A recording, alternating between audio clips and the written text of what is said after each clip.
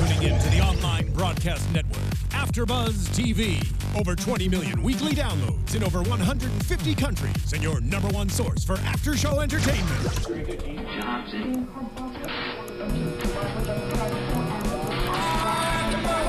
AFTERBUZZ TV, the destination for TV superfans. Producing aftershows for over 300 of your favorite TV shows, interviewing celebrities and showrunners, and bringing you behind-the-scenes exclusives. All thanks to E! Entertainment's Maria Menounos, producer Kevin Undergaro, and internet leader Akamai.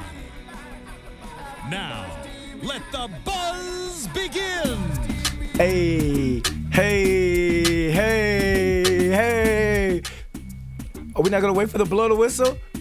Go ahead, blow the whistle. What's up, AfterBuzz TV viewers? What's up, football fans out there? I'm Brandon London, at Cultured Athlete on Twitter. Now, I want to welcome you to something special. As you can see in the background, it says Football Off-Season After Show. Why does it say Football Season After Show? Because me, being a former NFL player, Miami Dolphins, New York Giants, Super Bowl ring with the New York Giants, me being a former CFL player, Montreal Alouettes, winning a Grey Cup up there in Canada. I've played in both leagues. I love both leagues. I retired in June. I'm a fan of both leagues. So what I want to do, I asked Kevin, I asked Phil, I asked the AfterBuzz TV staff, can I have a show that I spend 30 minutes talking about the CFL, 30 minutes talking about the NFL? Because like I said, I can't go out there and run those routes anymore. I can't catch that. Well, I can still catch that football if I need to. But I'm a fan of the game. I'm always on Twitter talking trash to the fans. Now I have a show to where you all can call in. You all can Skype in. You can give me your opinion, but I'm going to refute it with facts. We're going to talk football. We're going to talk off seasons of both leagues. In studio right now, I have two super fans. Two NFL super fans who just so happen to be two guys that are really good friends of mine from Charlottesville, Virginia, where we went to Albemarle High School. We've got Joey Young. We've got John Byers. John Byers is a huge Falcons fan. And we're gonna talk some Falcons football later on in the hour. Joey Young is a huge diehard Redskins fan. No go Skins, no go Falcons, or anything. HTTR, baby. HTTR. You know what? It took me forever to figure out what that meant, and I'm from the state of Virginia. On the show, via Skype, we're going to have Montreal Alouettes linebacker Ky Hebert, number 34, a.k.a. the Angry Bird. He's going to call in via Skype. We're also going to have a call-in guest, Luc Mullinder, CFL analyst, NFL analyst. He's a Saskatchewan writer, Rough Rider. He has on a radio show up there, does some TV things. He's going to call in. We're going to talk CFL football, free agency. And then when we get to the NFL part of it, 30 minutes into the hour or 30 minutes from now, show split up in half, we're going to talk the moves that are being made in the NFL free agency. We're going to play a couple games. One game called I Wish. We're going to talk about what we wish our respective teams would do. And we're going to have some fun here. If you're watching live at home, be sure to call in. I forget the call-in number, but I will get it. Don't worry about that. I will get the call-in number so you guys can call in. Follow us on Twitter, at AfterBuzz TV. I'm at Cultured Athlete. And you know what? Let's get this thing started. As soon as whatever Ky Hebert is doing, you know he's very active around the Montreal, the streets around the city. As soon as he gets online, we'll talk to him. But today was a historic day, a special day in the CFL. Oh, well, you know what? We're going to talk about that because we got Ky online right now. Montreal Alouettes, we got the Angry Bird online, Ky Hebert. And he looks like he has a Kanye West shirt on. He's doing his fashion thing right now. Ky, what's up, buddy? My dude Luco is hooking me up, man. What are you getting, a haircut or what's going on? No, man, he does all my custom stuff here in Montreal. That looks like one of those custom Kanye pieces, yo. It does, man, but he's been doing this for a while, a little bit longer than Kanye. Okay, that's cool. Getting you fresh. Ky, I want to talk CFL offseason, man. We're about 3 months into the offseason. This is around the time where obviously free agency started last week. The CFL draft is coming up in a short time. Basically, let's take the fans through what a CFL offseason is like for the players. Man, you called the wrong guy. I'm not the guy to talk about what other players do.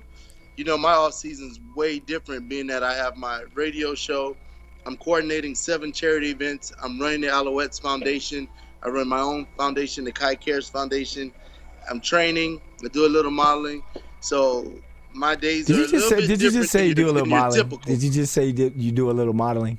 A little bit. I don't even like to use that word. Like, I wear clothes for designers and different sponsors, and they pay me for wearing it. So I don't know if you want to call that modeling, but let's call it endorsements. Okay, so, endorsements. Yeah. So let's get into the free agency period with there's a lot of things going on up there in Canada. I've been following CFL.ca, looking online, free agency period. There's headlines going on where former Toronto Argonaut Chad Owens is going to Hamilton. Deron Carter, Chris Carter's son, signs back with the Montreal Alouettes. Henoch Muamba, I can't pronounce this dude's name. Your team, Henoch. Say the name for me. Henoch Muamba. Henoch Muamba. My bad, Muamba, for messing up your name. He just got released by the Alouettes. Can you kind of give me your thoughts on what you think about free agency from a player standpoint as a Montreal Alouette and free agency as a whole as a fan of the CFL? Well, I mean, this is a time where players have an opportunity to get paid. And this is a time where organizations are taking advantage of, are forced to drop salaries. Like, they are above and near the salary cap, and they can't afford to pay the players what they had said they was going to pay them before. So either people are taking pay cuts now, or they're getting fired and having to look for jobs elsewhere or traded. And if they can't find a good trade for you, then they're usually going to fire you. So this is not the time of year where guys are extra comfortable. This is, especially if you're a person that's making a significant amount of money to CFL standards, then it's a possibility that you may be on the move. It's really about what have you done for the organization lately, and what have you done to prove your worth in the league. And that doesn't just encompass what you've done on the football field. It's what you bring in the organization from a leadership factor, what you're doing in the community, how you've been in the locker room, your relationship with head office and the coaching staff. Because some of the coaches, if they feel you're uncoachable, then they're not trying to have to deal with you for an entire season when they're trying to win championships. Because at the end of the day, we don't win, coaches get fired. Like, they go just as fast as players. So they're going to invest in guys that are invested in the organization and the team, and invested in enough in the professionalism of it all to do what's asked of them. Okay, well, now I'm a media guy, so I gotta ask these tough questions with you still being a player. Now, it's funny that you say they're gonna invest in the guys who have done a lot for the organization, who are staples in the city, and who I know it's what have you done for me lately? How does Josh Burt, offensive lineman, Canadian offensive lineman, long-term Alouette, how does a guy like that not sign with the organization he's been with for quite some time now? Well, in your eyes, in your opinion. I mean, he wasn't fired. Like, he left on his own free will. I would think by making that decision, there must have been a lot more money somewhere else. And it's a business decision. So he did what was best for himself and his family, and that's something that you have to respect, because it's not often that the player gets to make that decision to stay or go. You're normally told you're fired, or, hey, we still have you under contract, so you can't go anywhere. So this was a time where free agency hit, and people were bidding on him, and he potentially went to a better bid. So could it be something to where there's that magical age of 30. Once a NFL or CFL athlete hits that magical age of 30, it's kind of like an organization is kind of pushing you out the door. You can see Simpson from Calgary. He didn't resign. He ended up getting cut by Calgary Stampeders. Keon Raymond is now signed and inked with the Argos. Your new teammate Javon Johnson, former Winnipeg Blue Bomber, former Ottawa Red Black. He's now a Montreal Alouette. Is it something to where an athlete gets to a certain age and they still feel like they can produce at a certain level, so they expect a certain paycheck, but an organization doesn't want to pay them because they feel like they've got a young guy they need to develop? Well, it depends on your priority of winning and the player's proving his worth at that age. I left the NFL the last time I was 30, and I felt like I still had football left in me. I could still be a productive player, but that was yet to be seen.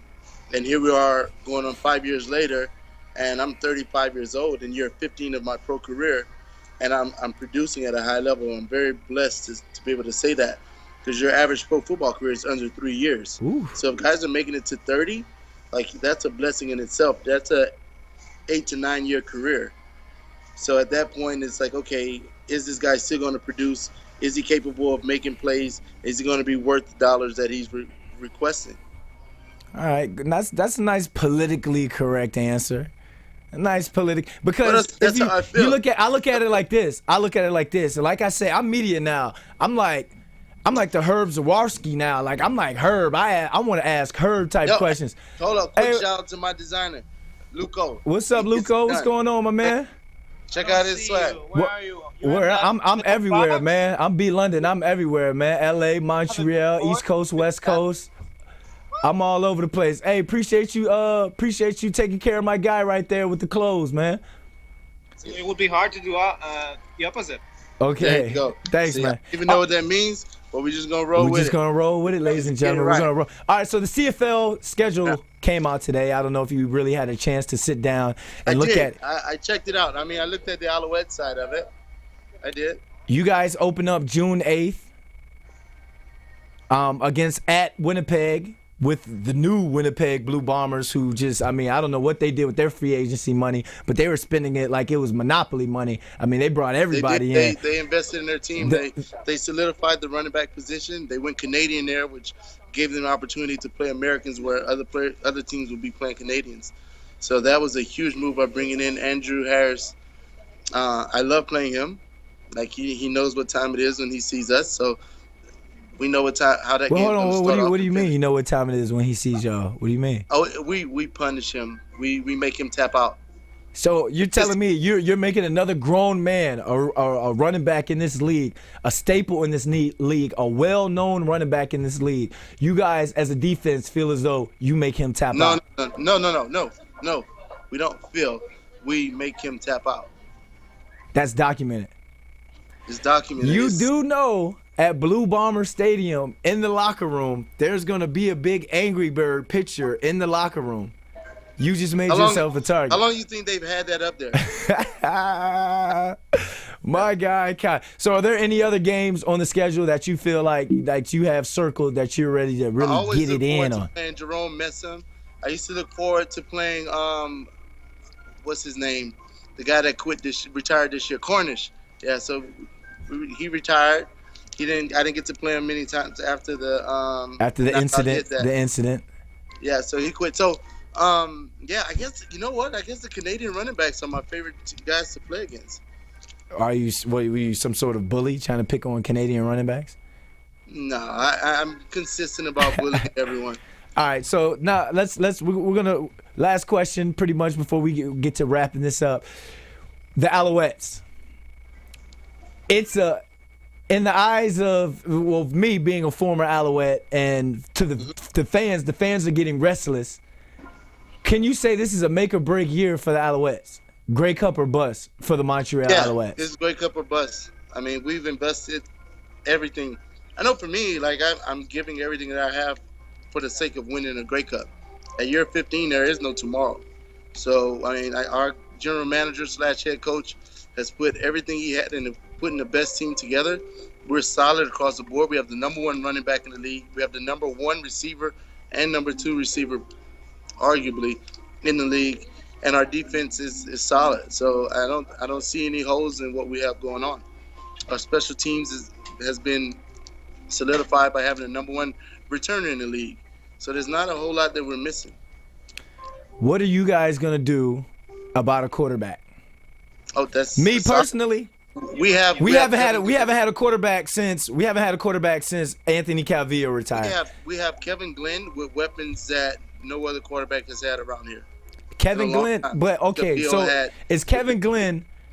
I understand he's a proven winner. He knows the system. He came in and he provided leadership, and he really did some things to try and help turn around you guys' season last year. But can you honestly say, and there's no knock, there's no knock to anyone, can you honestly say he's the guy that's going to take you guys to the promised land? He is. 100%. Hogwash. That's hog. That's hog. I don't believe that, because you guys, everyone was saying how, what's the young boy, Rakeem Cato? Oh, he's going to be the truth. Oh, Rakeem the Dream. He hurt his brain. You ever hurt your brain? Yes, you did. I remember you you asked me the same question 11 times. You were not the same person. Why you bringing up old stuff? Why you bringing up old stuff? Oh, okay. He had a brain injury. Kid had a brain injury. And he wasn't the same after, and that's understandable. Like, you have to get yourself together. But in the meantime, we have a proven winner. Deron Carter is a talent that the CFL doesn't see often. We've been blessed to have him 2 times. I don't know what went on in the NFL, but I'm glad he's back with us. With Deron Carter and S.J. Green, we could possibly have #1 and #2 receiver in the CFL. You pick what order you want to put him in. That's cool. That's a nice 1-2 right there, man. That's going to be a nice 1-2. You can count on Nick Lewis for a first down anytime. Route King Cole. He's going to get open. Always. Hey, Ky, I appreciate you coming on, man. Go ahead and tell the people where they can find you on Twitter, and let them know a little bit more about the Lace It Up event that you have coming up. Man, I have Lace It Up coming up. Is football for her, but on a larger scale, I have a celebrity weekend called Beauty and Beast, about empowering young girls. My fiance is a professional basketball player. There she is. Hey. Number one player in Panama, and they're working with young girls in cheer, dance, basketball, and track. And we have celebrities coming down to play in a basketball game to raise money for the youth and empower young girls. Terrell Owens is coming down, Albert Hainsworth, Roman Harper from the Panthers, and we're deep. We're 30 guys deep. I'm not going to name the whole roster right now, but that's just a teaser. Whenever you're ready to talk about it and be about it, we can get back on there. Oh, man. Appreciate. Hey, is this the one I'm supposed to be coming up for? Man, the invite, I'm running out of spots. Man, you know me, man. I got to check. You know me, man. My schedule, man, they got me down here working, bro. I understand, my brother. Like, you got to do what you got to do. I got it down here. I'm going to hold it down if you can't make it. I got you, man. You. Invite's there. But like, go ahead. Throw your Twitter out so the people know where to find you, man. Yeah. Find me at Ky Hebert. It looks like Hebert is really a bear, but we're not going to do French here. We're going to do it in English. That's KyHebert. Check out my Twitter and my Instagram. And tomorrow my radio show is going to go live on Periscope, and that's 34 Play. So check it out. All the information is on my Instagram. I live there. So at Ky Hebert. Check me out. My dude, appreciate you coming on, man. Thank you. Take it easy. That was Ky Hebert. Don't say Hebert. That was Ky Hebert, Montreal Alouettes linebacker. Kind of gave you all a look into, well, he's not the norm CFL athlete. But he kind of tried to give you a little look into what players think, or how players think with different moves in the offseason in terms of free agency, in terms of like the draft and what guys are doing. He's one of those guys, the American guys, who ends up staying up in Canada and living up there. I guess he's going for dual citizenship pretty soon. It's a great place to live. Canada, you guys are great. So let's talk. Because I'm on CFL. Got something stuck on me. I'm on CFL.ca right now, and I'm on the part where it says the best of the rest, what's next in free agency. They compiled a list of guys who are still free agents in the CFL, and let's go through a couple of them and see who's going to land where, or where I would like to see guys land at. First one is Cleon Lang, defensive tackle from Toronto. There's Aaron Grimes, DB from Edmonton. I think Aaron Grimes will be a great pickup for the Montreal Alouettes. I'm always saying Alouettes. I'm an Alouettes guy. That's my team. Jim Pop is my guy.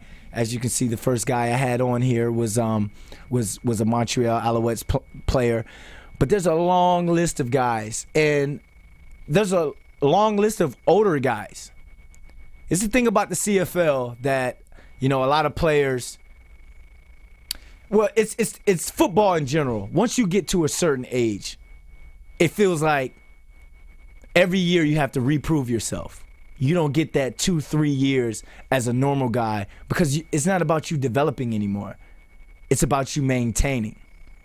So guys like, I don't know, how old is Chris Getzlaff? Chris Getzlaff from Saskatchewan, Brandon Thompson from Ottawa, Tyrone Brackenridge, Saskatchewan, Justin Hickman, Juwan Simpson, Fred Stamps. These are guys who have been in this league for a long time, who've been staples in this league for a long time. Where do these guys end up? Do you give the money to a younger guy to hope he makes himself into something, into a big-time player in the CFL? Or do you bring in these veterans who've shown that they can play? I think we have on the line Luc Mullinder. Oh, we're calling Luc Mullinder right now. We're calling him up, and until he gets on the line, let's keep talking about it because Fred Stamps, there's Cord Parks, there's Jonathan Hefney, there's Ryan Hines, there's Gerald Brown. Here are a list of guys who we know can play in the CFL. Luc Mullinder, what's up, my guy? Luc Mullinder. What's going on, man? Sorry I couldn't be there live today, man. Got to control the things you can control, though, man. How are you? I'm great, man. I'm feeling good, looking good, doing good. AfterBuzz TV, we just got done talking with Ky Hebert of the Montreal Alouettes. We have on here now Luc Mullinder, CFL analyst, and you have a radio show up there as well in Saskatchewan, right? Yeah, man. You know what? I'm part of the Sports Cage programming every Monday, Tuesday, and Thursday on 620 CKRM out here in Regina, Saskatchewan. It's the province's most listened to sports talk show. So and also run the blog site ProPerspective.ca, which I need to get back into. I mean, you didn't have to throw that whole, it's the most listened to show. I see you throwing the big joker down right there, like, sort of like a big deal. So, I mean, Luke, let's get right into it because I was just talking a little free agency with Ky before he started talking about his modeling and, all that pretty boy stuff. The season came out today. Yeah. Give me your thoughts on the season, why it took so long for it to come out. And, what's some games that you have circled as a media guy and what we can call hype games that we're going to hype up? Honestly, you know what? I don't know what took the CFL season so long. David, when Mark Cohan was the CFL commissioner here, everything was up front. You never had any secrets. You were told when things are going to come out, and David Orge, I think he thinks he's Batman because, he keeps everything to himself and his staff, and, we're sort of, it's very random the way things are released. Anyways, honestly, I'm really looking forward to Montreal and Winnipeg to kick off Week 1, man. Winnipeg, obviously, I think you probably talked about it with Ky. Winnipeg made a bunch of transactions, got some real healthy vets in there to solidify what they do. And so, that'll be the real test for Winnipeg. I want to see what they've got. And, obviously doing a lot of the analyst work for the Saskatchewan Roughriders, I'm excited about Week 2. They got to bye Week 1, and Toronto comes into town. So, you know what, man? It's just going to be fun kicking off the season, man. You know how it is, man. Especially in a 9-team league that's so unique. There's really never anybody that's going to just, that you're not going to look forward to, essentially. Chris Jones. I know Saskatchewan, I know you guys have to be ecstatic about signing Chris Jones. You gave him big money. And me as a player, if there's one, I've played with these two coaches, so they're my two favorite coaches in the CFL. Mark Trestman, who's now offensive coordinator for the Baltimore Ravens. Jim Pop as a GM and as a head coach. I loved playing for him as well. I wish I could have played with Scott Milanovic in Toronto, or had he come back to Montreal. But there's always every player has that one coach where they're like, you know what? I'll take a pay cut. I'd almost play for free. You know what? I'm not playing for free. But I'd take a pay cut to go play for this guy, and that's Chris Jones. Won the Grey Cup last year with Edmonton, and then Saskatchewan threw around that oil money because y'all paid him. What's been the buzz? What's been the buzz about Chris? Around Saskatchewan, around Riders, around Riderville. Well, it was funny. It's sort of gone up and down. He came in really, and he released Weston Dressler and John Chick, two icons here in the province of Saskatchewan. Yeah. And obviously faces of the franchise in the league for a while. Yeah. And so there were fans that you know how it is, B. London, man. There are fans that are invested emotionally in players. So there's a lot of people in Saskatchewan that didn't take kindly to that. But then as he started making his transactions and building this team, and he's really caught fire through free agency, man. I don't think he can do any wrong in Saskatchewan right now. The funny thing was when they released John and Weston Dressler, everybody was mad, but at the same time, everybody knew. Everybody understood what they had in Chris Jones. He's a coach that has won everywhere. This is his fourth Grey Cup championship in Edmonton, Yeah. So he comes with that winning pedigree, man, and there's a reason why guys like yourself wanted to play for him. He gets the guys to play hard. You obviously see the results on the field, and he's proven that he can build things. So I'm excited to watch him, you know what I mean, and the way he builds his teams. And man, I mean, it speaks for itself that his whole coaching staff came with him without one ounce of question. Just boom, right with him in Saskatchewan. So I think people are fairly excited about it out here, and they've gotten considerably better on paper. But you know how it goes, man. You don't win on paper. You don't win on paper at all. You got to go out there and play those games. So can you say that the Grey Cup goes through Riderville this year? No, not at all. No, man. really? You know what? Honestly, yeah, you can't say that, man. I don't know, man. Winnipeg. You better check under your car when you walk outside, man. You can't say that in Riderville and think you're not going to get. I'll be pretty honest with you, man. I mean, this was a team that was pretty bad last year, and you know what? They made a lot of improvements through free agency, and they'll get better through the draft. But there was a lot of holes to fill there, and they got some great players. But man, you know what? I mean, you can't argue with Wally re-signing all his crucial Canadians, bringing in a guy like the guys that he brought in. Let's see, who was their biggest signing? It was probably actually that was in Calgary where they got Bakari Grant out of nowhere. You know what I mean? Big fan. Wally Guano signed. Listen to this. Wally Guano managed to get Anthony Allen from Saskatchewan, who's a complete back, and probably the best back in the league last year, and Jeremiah Johnson. And plus, he re-signed the foundation of his team in Olafioye. He got Lule back, and he re-signed Manny Arsenault. BC is going to be better with him on the sideline, and Calgary is going to be Calgary. They signed Jay Metz, re-signed him after the little bit of time he spent there last year.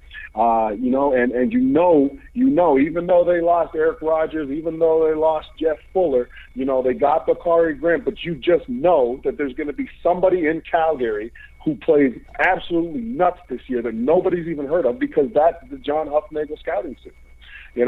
Winnipeg got better, and then you can't take Hamilton has their base back too. I think it's going to be fairly even. I don't know, man. Here's the thing. I'm a Eastern guy, Eastern Conference guy. You're a Western Conference guy. So we always think that the Grey Cup is going to go through our conference. I mean, you guys have won it the last couple years. I think that the Western Conference is stronger than the Eastern Conference in the CFL. But what Toronto and Hamilton has done, I think that, and we think that every year, we think that BC, Saskatchewan, and Calgary are just going to cancel each other out. Like they just do that, just beat up on each other. And by the time we get to playoffs or the Grey Cup, you guys are ailing. That side of the conference or the CFL is ailing. I just see Chad Owens really being a difference maker in Hamilton. He's got to be. He's got to be. Losing Bakari Grant was big. They lost Sinkfield to the NFL. That's a high-paced offense, and Chad brings a skill set, obviously, in that slot. But you got to think that age is eventually going to come up there, man. Father Time, he's a kabillion, undefeated, never will lose. So you got to wonder. And to be quite honest with you, they got guys like Luke Tasker in there playing slot. They brought back Andy Fantuz when he's healthy, he's one of the smartest football players on the field. So Chad Owens is going to have a nice fit in that offense, but I don't think it's going to be featured like he was in Toronto when a guy like Andre Dury goes down. You know what I mean? I think that he's going to have a specific role, and it's going to be up to him and how he reacts to not necessarily being the big fish anymore. Because man, that's a high-powered offense. When Zach Caleros gets back, everything moves with him. The offensive line there is good. I think Hamilton's a legit threat, man. Getting Ted Laurent back and adding John Chick. That's a huge upgrade. That is a huge upgrade, man. Hey, so what are your thoughts on the Alouettes releasing I messed up his name. I'm about to mess up his name again. Enoch Mwamba. Yeah. And where do you think he signs? Because he comes with a price tag now, and the games I watched him play, he didn't do anything. Yeah. Well, you know what? Here's the thing. When Enoch came back in last year, there was a bidding war for his services. You know that, between a few teams. Yeah. And the best way to win a bidding war is to create an impressive prorated contract for the year he's joining you, and then make the second year look unreal. You know what I mean? Yeah. And undeniable, you can't sign it. And that's a Jim Pop move. You know what I mean? I love the way Jim Pop does business. Hey, you know what? Sure, I can create all this stuff in the second year of the thing because nothing's guaranteed. You know what I mean? And if I have to, I'll cut him before the bonus. He was owed up to 60 G's. You know what I mean? Yeah, you know what I mean? And if you're not, and man, I'll tell you what, they just re-signed Winston Venable. They already lost Josh Bork, you know what I mean? They're going to have some money around to sign some guys and keep some guys there. Yeah. So, Enoch Mwamba probably didn't fit at that price range. Here's the thing, though, man. We saw it happen with Rene Curran in Edmonton, who thought he was going to get big money, and Rene Curran was unemployed for the entire season. So I think that Enoch Mwamba's got to bring his price tag down in order to gain employment in the CFL, man. Look around. There's some impressive middle linebackers on every team right now. Yeah, you're right, Luke. You're right, Luke. That's why I love having you on here, Luke. You're my guy, Luke. Hey, you gonna stay on for a little bit while we cross over to the NFL, or what's up? Yeah, absolutely, man. Let's do it. All right, here's how we cross over to the NFL.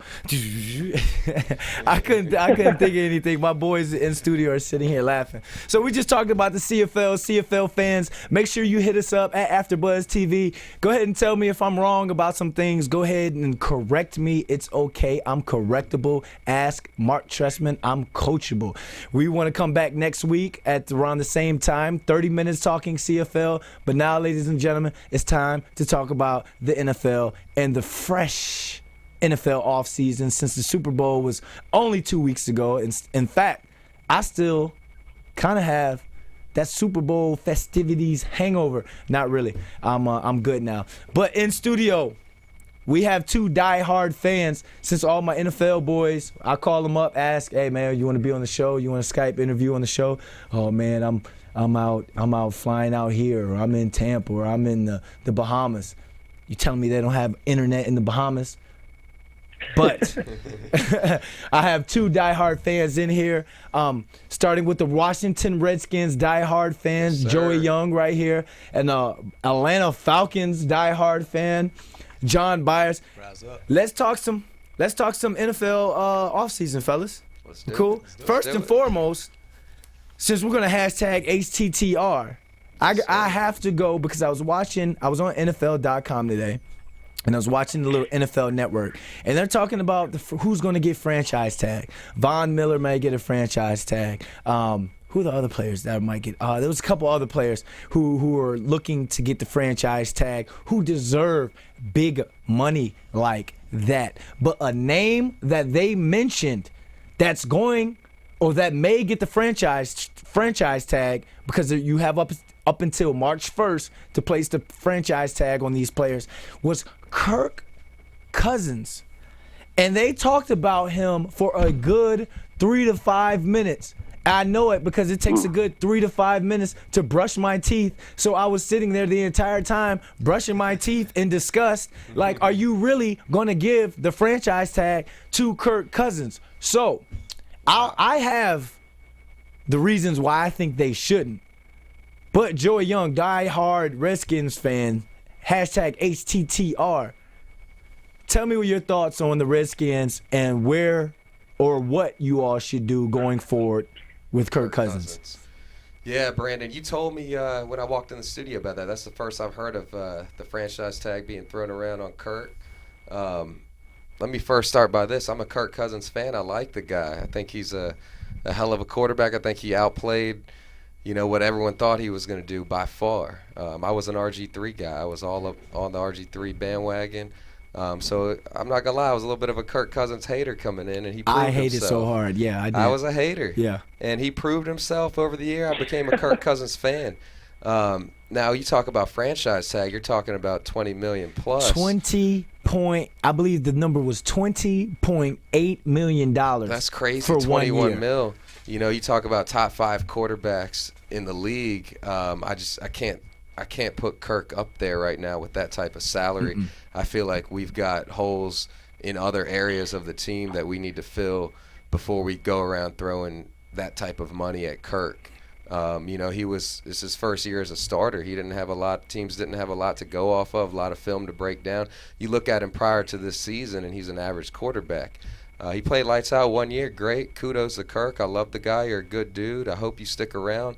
But if I'm the GM, I can't throw that kind of money at him. So here his numbers: 29 touchdowns, 11 INTs, 4,166 yards passing, 101.6 QB rating. Those are Pro Bowl numbers. Those are arguably Pro Bowl numbers right there. Right. Completion percentage. I believe he led the league. He led the league in completion percentage. But every Redskins win came against a team that was under 500. Right. They never beat a team over 500. Well, wow. Be fair. Well, you got to be fair to the guy right now. That division is an entirely weak division. So you know what? I mean, a lot of that goes. They won the division now, guys. I mean, Kirk. I'm a Spartan, right? So I'm always going to ride with Kirk Cousins. But yeah, a lot goes down to the division. You can't really help the division. They won their division, a.k.a. they won the MEAC. Like, they won the equivalent to the MEAC. Like, come on now. The Giants had a down year. The Cowboys had an awful year. And the Eagles, the Eagles had an okay year at best. So him winning that division, I refuse to take anything away from winning a division, throwing 29 touchdowns, throwing for 4,000 plus yards, and having a QB rating over 101. I give him all the props in the world. But when I'm talking $20 million, what are you doing, Austin Powers? $20 million. Come on now, man. You can't give this guy no $20 million. You have to find a way to structure that deal the way the San Francisco 49ers structured Kaepernick's deal, to where you give him this money, but if he doesn't meet the incentives, he has to pay that back. If you don't win the division, give me back $3 million. If you don't win a playoff game, give me back $5 million. You have to structure that deal like that. Go ahead, Luke. The one of the things that I think that I don't know if that's I hadn't heard that, but I think one of the things with that Kirk Cousins thing and with the franchise tag is there's a bit of they want to respect what he did last year, but I think, what your fans said there, there's still a fair amount of anxiety about Kirk Cousins' performance moving forward just because the body of work was so minimal. You know what I mean? Yeah. And I think it's a good way to say, hey, you know what, we really respect you. Like, you're becoming the leader of this team. You know what I mean? But putting the franchise tag, I mean, it's a safe move. You know what I mean? They're not locked into anything long term. They don't have to pay up, humongous bonuses and then lace it with bonuses all the way through, man. It's a one-shot sort of prove yourself deal. This is a league of longevity, and if you can take a franchise tag, put it on a guy for a year, you essentially have more grace, another grace period to evaluate what's going on. You know what I mean? I know the head coach out there likes Kirk Cousins. He says it a ton of times, but then you have to look at the other side. Who else is worth the franchise tag on that Washington Redskins defense? I don't think it's a salary cap issue and, an issue of where to place the money internally and spread it out. I just think they want to respect Kirk Cousins, but they also, want to see more from him. And I think a franchise tag is a good way to do that because, hey, it's a one-year deal, man. We're not locked in here. Nobody's going to get released because it is what it is. Here's your money and ball out, and if you don't, we're not re-signing you next year. Yeah, I get it. I get it, but 20.6 million. Oh shoot. Well, you got to compare it to the rest of the starting quarterbacks in the league, and he is a division winner, and that's the thing you can't argue with. You know what I mean? Okay, you got to remember, man, everything. Where are we gonna put him in the top 5 quarterbacks?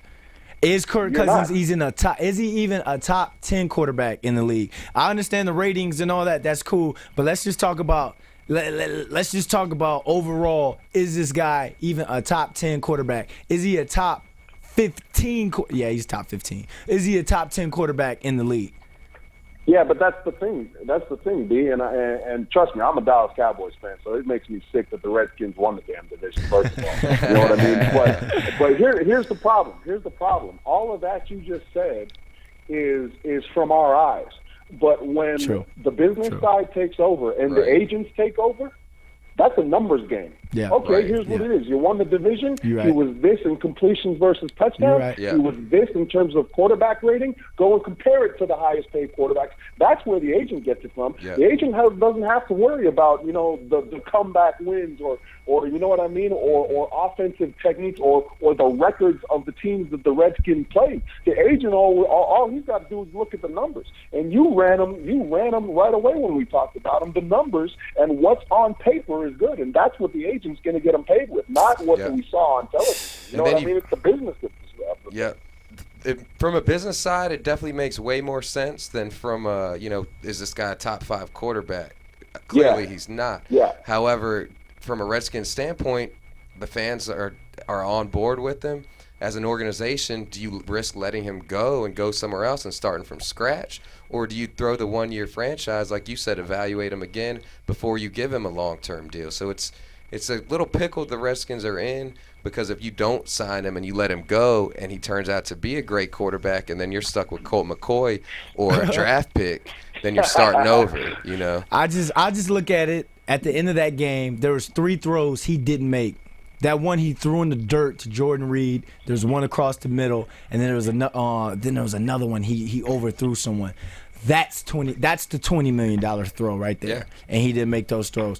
But let's move on, because I was also on NFL.com today, and they compiled a list of 36 AFC players who could be released in free agency, which is coming up. Also, the NFL Combine is coming up, so that's going to play a huge factor in who stays and who gets cut. And some of the notable names on this list: running back Arian Foster for the Houston Texans, linebacker Mario Williams for the Buffalo Bills, Ryan Clady for the Denver Broncos, surprise, Johnny Manziel in the Cleveland Browns, Antonio Cromartie of the Jets, RG3 getting, he's probably not going to be there.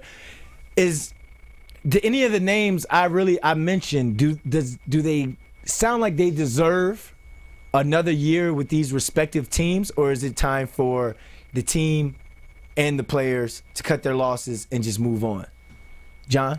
I mean, no, but if I was going to pick anybody out of that list, I might look at Mario Williams a little differently. But everyone else on that list, no. I mean, Arian Foster, he's been injury prone. Of course, he has tremendous upside and talent, but you can't break the bank over somebody that's not going to be on the field. You're right. He's getting older, so too. It's unfortunate because you see his flashes when he is healthy and he gets out there and he just destroys defenses. Mm-hmm. But then all of a sudden you see him hopping off the field and you're like, oh man, not again. Not again. Especially when you're a fantasy owner. Not again. Mm-hmm. Fantasy owner, I think it hurts even worse. He kind of has that D Rose stigma. Yep. To where you're just sitting That's around waiting. Just waiting for him to get You're just waiting injured. for him to get. And that sucks, man, because I go at it with fans all the time because they're he's soft. Oh, this particular player is soft. He's hurt. He's injured.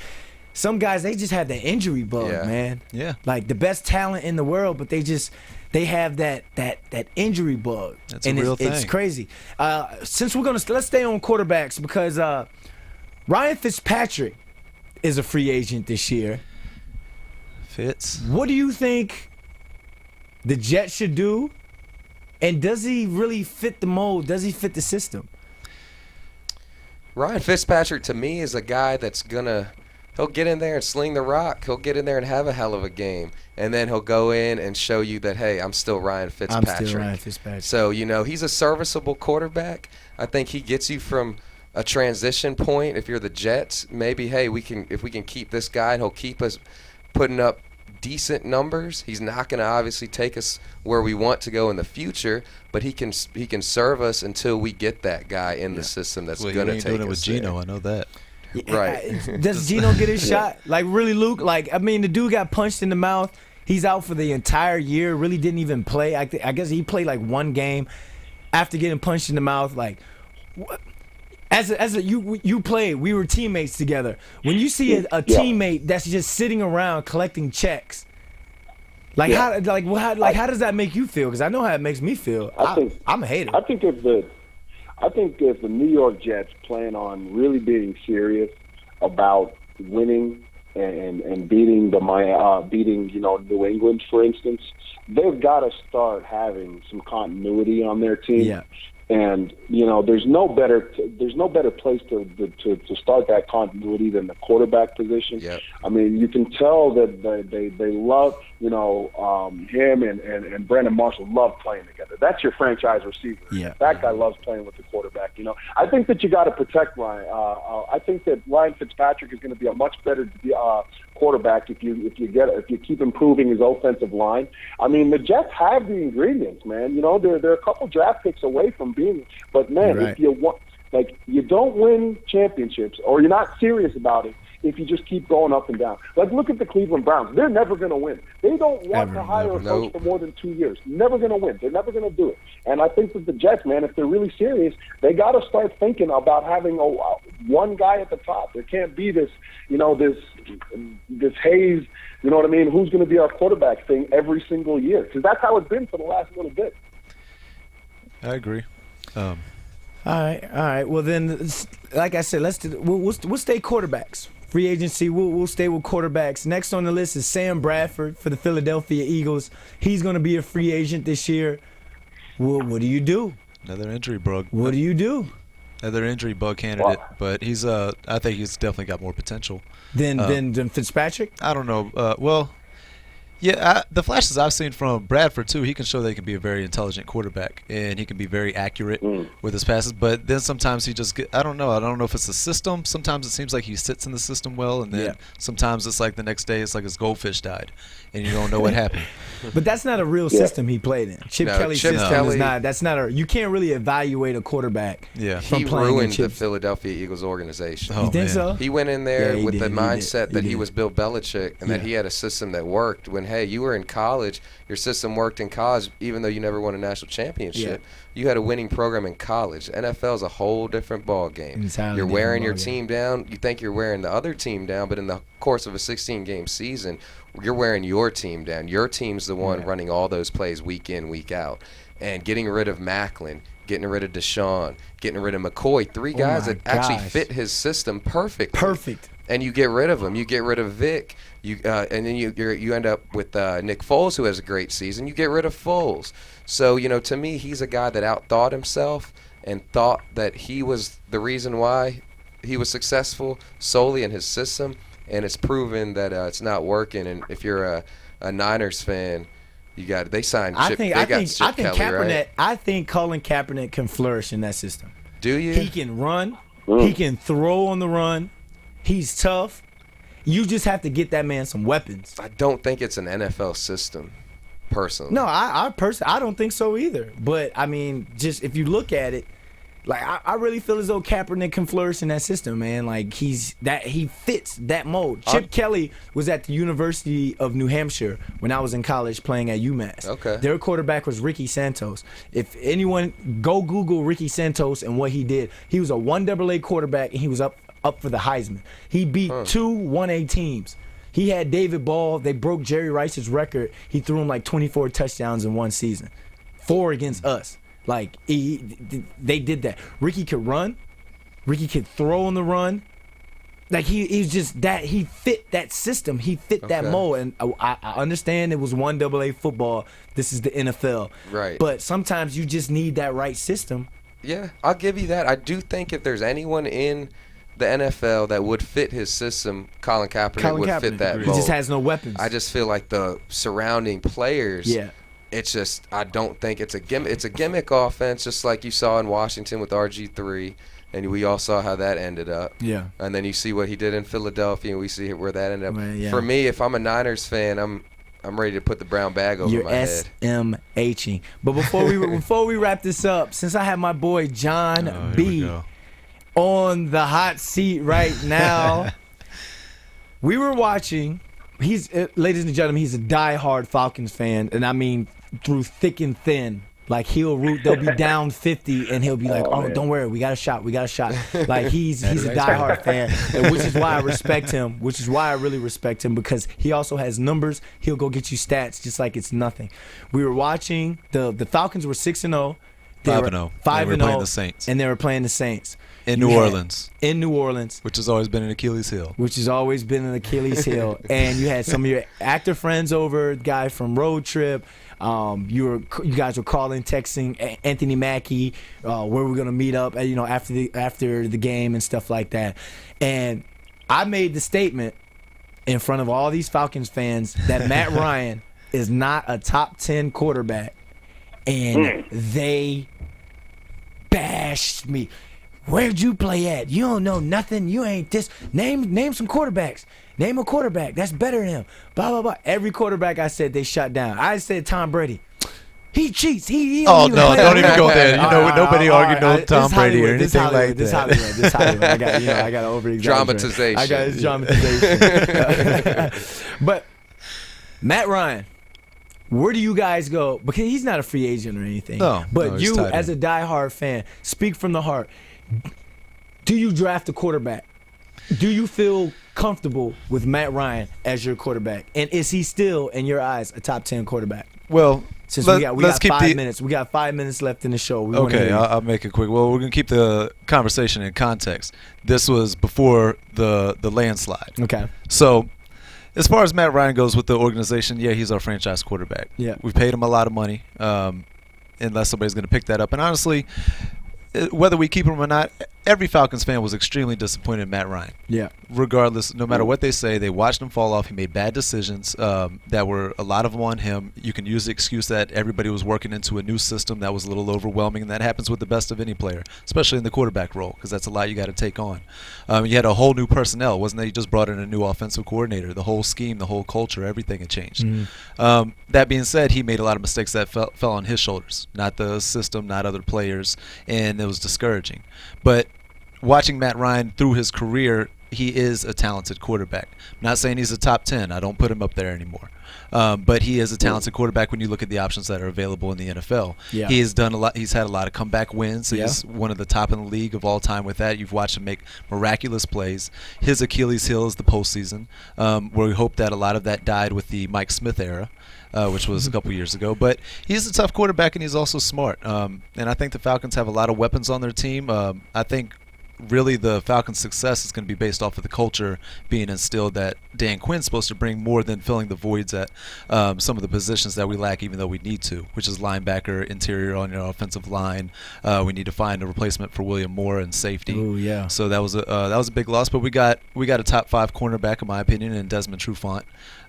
He's legitimate. You told me he can ball. He can ball. He can. I'm excited to see what Vic Beasley progresses into after his rookie year. I think he's got a lot of upside and a lot of potential. Yeah. Julio Jones speaks for himself. You can't don't need to talk about that. And Devontae Freeman really coming in and standing up when the role was taken away from him to be the starter, and he kept saying, "No, I'm going to be the starter." And when he got that opportunity, he just burst. You told me that. He went through it. Yeah, you were talking to that guy up the entire year, man. Like I said, this guy's a diehard fan. Hey, AfterBuzz TV viewers, everybody out there, fans, girlfriends, everyone who watches football, we thank you guys for watching. Thank you for checking out the football off-season show. We went up north to Canada, and we stayed down south here in the USA. Hey, Luke, thanks for coming on, my buddy. Go ahead and tell the people where they can find you, and go ahead and make sure you shout out that blog that you got to keep updating, man. I'm going to stay on you with that. Yeah, the blog site is properspective.ca, where everything comes from a player's perspective